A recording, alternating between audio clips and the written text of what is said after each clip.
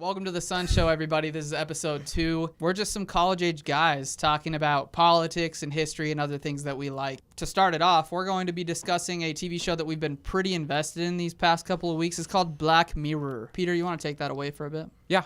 So Black Mirror is a Twilight Zone-esque series that premiered in 2011 on the British TV channel, Channel 4. Right. It had first 2 seasons on that British channel, and then Netflix picked it up and made 2 more seasons, and there's a 5th season coming out that's focused on sort of humans' relationship with technology and just with how prevalent technology has been getting and it continues to get. I think it's interesting to see that. I mean, the show is pretty much a horror show. I mean, there are so few positive episodes.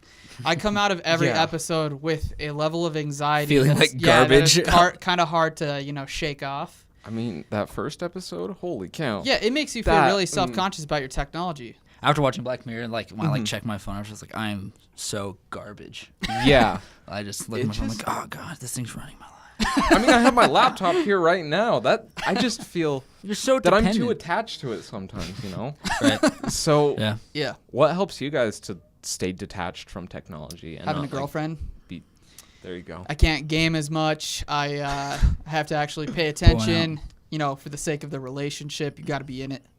Yeah, every now and then I'll turn my phone off and just stare at my wall and just loathe myself. You suck so bad. You're so dependent. Just kind of put myself at a critical low and then just kind of build myself up from there.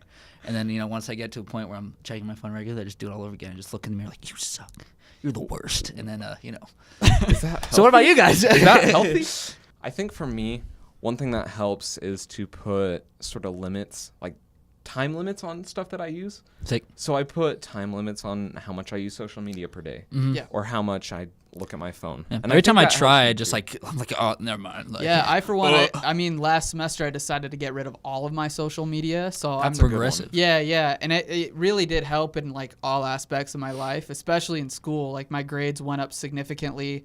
I wasn't always looking at my phone. And I mean, if you care about your phone battery, it's not draining every 10 seconds. So yeah, that's a plus. The show is definitely a huge reality check. Again, we would definitely recommend going and watching Black Mirror on the Netflix. If you really feel too attached to your phone, there's this app, I think it's called Forest, that sort of forces you to put your phone down. And if you open it up, then they have this fake little tree that dies. So I think it's a good little incentive. Please it helps me. Moving on, we have some history stuff with Ethan. Yeah, I love history. We love history here at the S.O.N Show. This week, I was taking a little bit of a deep dive into the Google. Found some pretty interesting stuff about companies that we love today, or not necessarily love, but companies we know today. Recognize. Yeah, that we recognize that actually have ties to the Third Reich. And for those who don't know, the Third Reich is Nazi Germany. Woo! Wow, 0 to 100. That.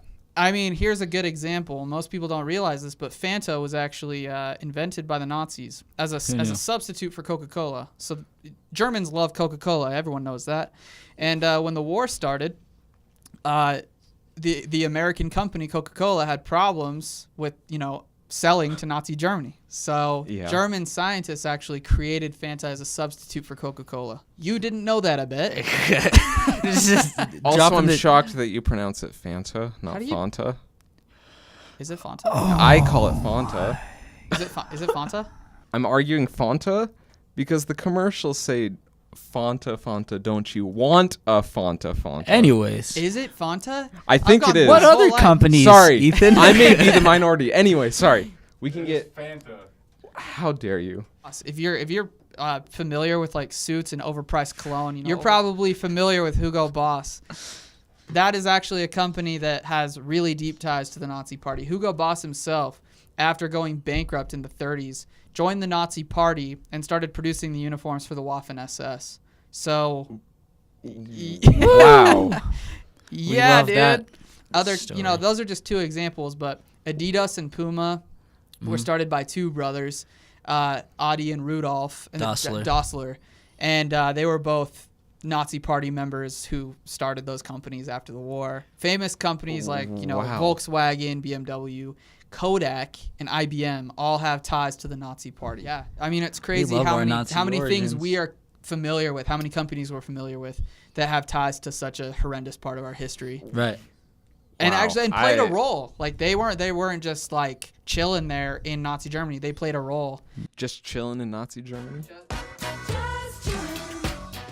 We're just chilling in Nazi Germany. Okay. As you knew. Yeah. I mean, that's all I have for history this week. Just a little input from the Google R.I.P. and other research. Yeah, you don't know where you're going unless you know where you've been. Right. The importance of history, folks. You don't know where you're going unless you know where you've been. Music. To music. Yeah, so We got some music dude. picks. All right, sick. Music. Cool. So we're going to start out with Ethan's pick for music this week. Yeah, I'm a huge fan of a band called Alabama Shakes. When I was a senior in high school, they came out with an album called Sound and Color. So that was 2015. The album is amazing. If you guys like Southern blues, rock and roll type music, I would definitely recommend giving Alabama Shakes Sound and Color a hasty listen. Mm-hmm. Yeah, I mean, I really like the raspy. I don't want to say grungy, but like the deep, like almost like scream rock. But it's not like metal scream or anything, but just like the really like guttural, like like bluesy vocals that they It's have. really deep stuff. Yeah, Yeah. really, For sure. I really dig it. I think one of the great things about this album is it just has a lot of variety in it. I mean, you get songs that are a lot more sort of in your face, a bit more harsh, but then you get songs that are a bit more low key and a bit, more mellow and stuff like that. And Totally. I think that was one of the great things. I've loved this album. Right. It's been out for It's- a while. Mm-hmm. Yeah, it's a great album. There's just a lot of good songs on it. Yeah, we picked some pretty deep stuff today, actually. Ian, your pick is quite deep. Yeah. Selected the album Songs of Hers, her apostrophe S, by Hers. And I didn't find this band until recently. On their way to, in the middle of tour, I think to Utah. Yeah. Their van, I think it was, their tour van, was struck by a drunken driver and killed them all instantly, which is super depressing. And I didn't really know about this until I dove into the discography, and it's super good. Yeah. It's very indie rock, like, some like low-key synths and like some electronic drum kits here and there, and like some nice guitar. The band consists of 2 members. Yeah. Yeah, and the funny thing is you sent me that album, Mhm. and I didn't listen to it. Okay. Wow. No, I just didn't get Yeah, no, around I to get it. what you mean. Yeah, I gotcha. and the funny thing is when I gave it a listen, I was like, I want to see what these 2 dudes look like. And then I went on YouTube and I was like, oh, they're super good. I was scrolling through the comments. Yeah. And they were like, this video only has 125,000 views because they're dead. And I was like, wait a second.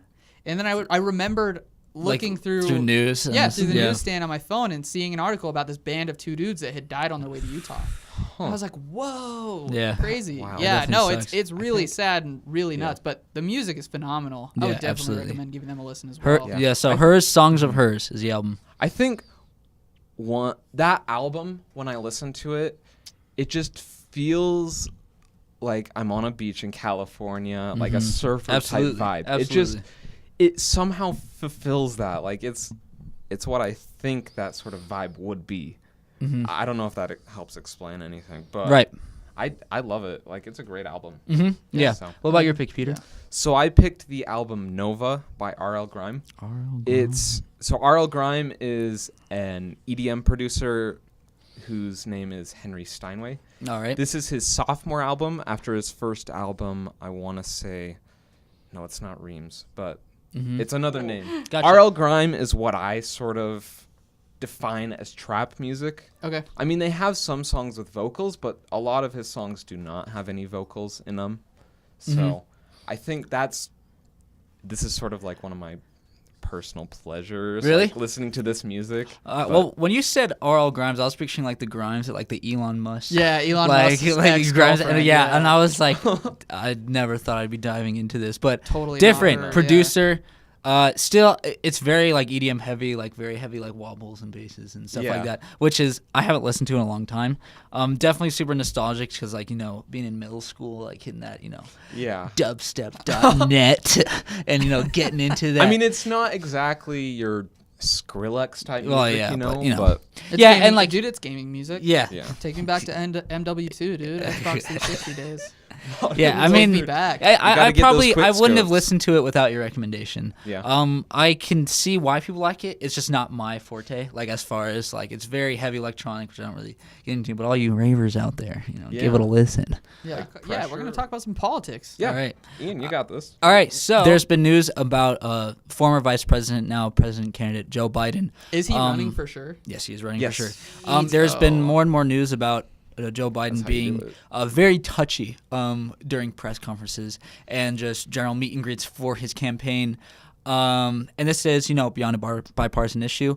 What do you guys feel about, candidates being a little touchy? I think people are so. I mean, he is touchy. There's no Right. denying it. Yeah. You can look these videos up. He's pretty touchy. Mm-hmm. However, He is. Joe Biden is old. He's part of an I don't other know. generation. I don't know Yeah, if any of you people have some grandparents out there that are a little like touchy, but it's just a different generation. Give dude. me I a mean, kiss. yeah. Welcome to the White House. I think people are super overreacting. Just he grew up in a generation where that was like what you'd like. LBJ, for example, like he was notorious for being super touchy and like up in your face. Yeah. I didn't know that. That's news to me. Oh, dude, he would talk up like in your face. Sweet. I think this whole thing brings up a bigger issue, dude. All right, what's that? No, I Yeah. just think I think a lot of the people who are becoming outraged are probably on the right because Okay. it's Joe Biden. So they're like, let's find something that's gonna like discredit him a little bit. Yeah. But I mean, it's like people are trying to find a reason to like get people to be so shamed that they won't run anymore. Yeah. Because I mean, it's the same type of energy that people were ticked about, like who's that guy? Brett Kavanaugh. Yeah. Oh, yeah. Like it's just like let's find something from his past to like bring up. Yeah, So But that I way mean, he his can't his is different. Obviously, it's the same type of energy, is what I'm saying. It's like these people are human. Every human has flaws, whatever they may be. Some are like much greater than others, but Yeah. I feel like people are just overreacting about the whole Joe Biden thing. Right. Yeah. Yeah.